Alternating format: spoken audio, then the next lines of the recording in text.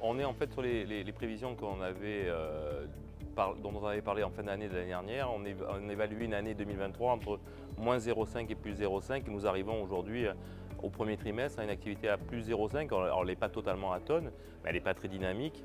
On a justement, on connaît le neuf qui lui est totalement atone à 0 et on avait d'habitude la rénovation dite classique qui était la locomotive de cette activité. Et maintenant, nous avons la rénovation énergétique qui est passée devant la rénovation dite classique. Et donc, c'est elle qui nous permet d'avoir les 0,5 et donc 2% sur la rénovation dite énergétique.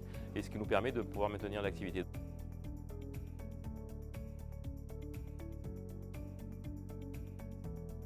On a posé 5 à 6 questions au ministre. On savait bien qu'on n'aurait pas de réponse définitive à ces questions-là, mais il nous a proposé de se revoir lors des assises du bâtiment, qu'on espère avant l'été, au mois de juin. Et nous aurons aussi, nous, des rendez-vous importants à Lille sur nos journées professionnelles de la construction, où on parlera de l'ensemble des métiers. Et donc peut-être que dans ce créneau-là, on aura la capacité d'avoir quelques réponses aux questionnements qu'on a posés aujourd'hui sur notamment la simplification, la mise en adéquation des audits et des référentiels C2E RGE et comment on peut vraiment mieux travailler avec le RGE dans un cadre de simplification pour que le maximum d'artisans puissent aller dans cette démarche.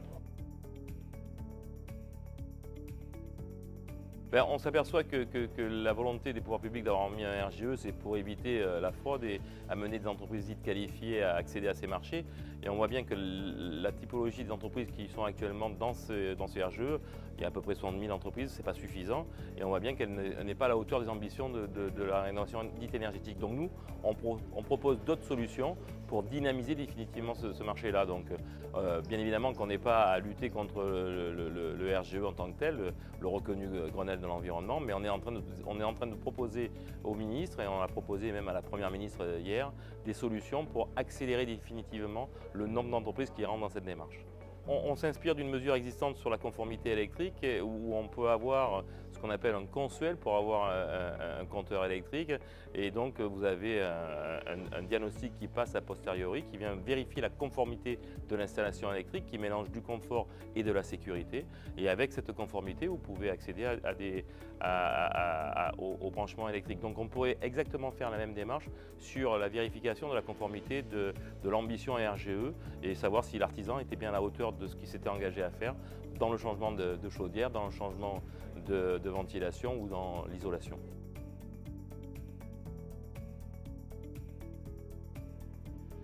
On ne partage pas totalement cette analyse. Nous, quand on veut passer une qualification RGE, il existe bien une formation qui s'appelle la formation FIBAT, spécifique à la transition énergétique. Et puis nous avons aussi dans tous les diplômes de base une formation à la transition écologique. Ça veut dire que la transition énergétique, ça veut dire que l'ensemble des artisans sont majoritairement déjà au fait des ambitions et des résultats. Et après, on a aussi la formation tout au long de la vie qu'on continue à faire en formation continue avec des industriels et des fabricants pour accéder aux dernières technologies et aux avancées. Donc, ce n'est pas tant un problème de formation, la problématique, c'est un problème d'appropriation de ce marché. Et donc, il faut qu'on permette aux entreprises de s'ancrer dans ce marché-là en leur ouvrant le marché plutôt qu'en le refermant et en n'évitant pas la fraude comme on l'a pu le voir récemment.